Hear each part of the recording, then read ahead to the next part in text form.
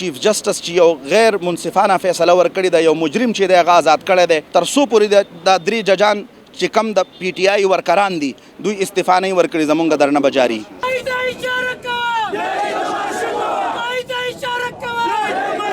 هغه خلک نه د دین نه خبر دي، نه د اسلام نه خبر دي، نه د پښتو نه خبر دي او ملک دشمن عناصر دي.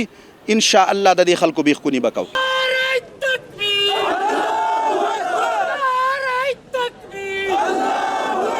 د نیازي د هغه تاریخ نشته دی. ان شاء الله تعالی زه به موجود یم او پی ټی آی د پی ټی آی ورکر ان شاء الله دی به نه موجود. قائد محترم حضرت مولانا فضل الرحمن صاحب نن د پیر په ورځ باندې د سپریم کورټ د مخې د درنې اعلان کړی دی. په دغه حوالې سره زمونږ د پوره پاکستان نه قافلې را روانې شوي دي. زمونږ د هل تحصیل نه په سونو گاډي چې دي هغه وتې دي.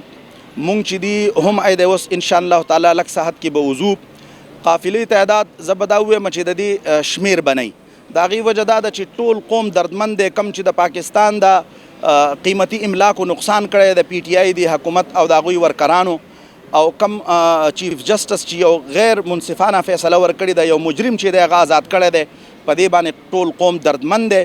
د هغې درد ختمولو دپاره چې دا ټول ملګري ان شاء الله اسلام آباد ته به ځي او تر هغې پورې به زمونږ درنه جاري تر څو پورې چې دا چیف جسټس ریټایر شوی نه. مونږ د آئین او د قانون خلک یو، د جمهوریت په لارو باندې یقین ساتو او زمونږ دا طاقت عوامي طاقت زمونږ دا عوامي طاقت به ان شاء الله تعالی فیصله کوي.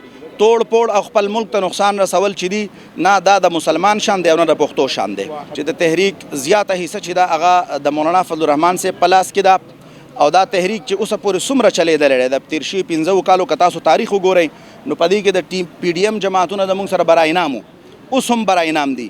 خو د جمعیت علماء اسلام کارکون الحمدلله په جوش او جذبه کې دی چې د کمې خبرې عهد زموږ مولانا صاحب کړی دی هغه به انشاءالله پوره کوو، خپل ټارګټ به پوره کوو. راځو به د جمعیت په کارکون کې چې دی الحمدلله موږ د دین د الله او د الله د رسول د لارې نه خبر خلک یو.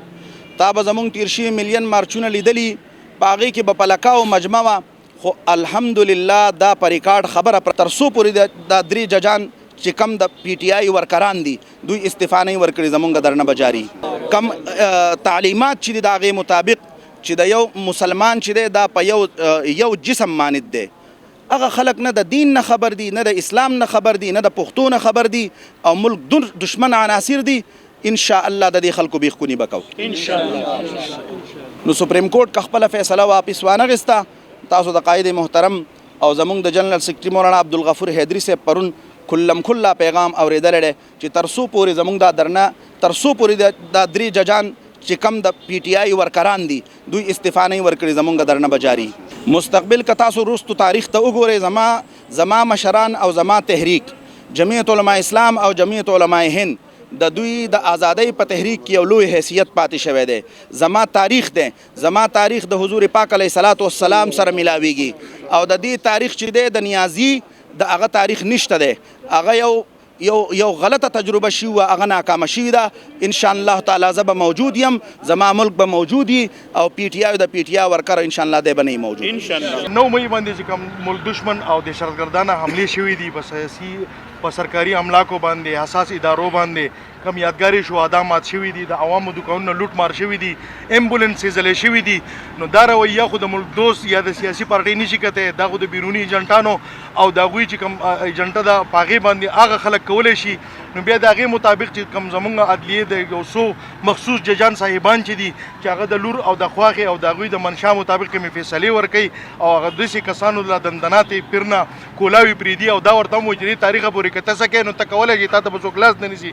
د دې فیصلو خلاف قائد محترم حکم کړی دی، موږ شرعي دستور ته ځو، د سپریم کورټ مخې ته به عوامي عدالت لګي، دا خبرې به د عوامو مخې ته ایښودل کېږي او انشاءالله د عوامو فیصله به راځي. د غیر منصفانه چې څومره هم فیصلې کېږي د هغې خلاف مخکې هم زموږ قائد محترم ولاړ دی، اوس هم ودرېږي او بیا به هم موږ ودرېږو انشاءالله.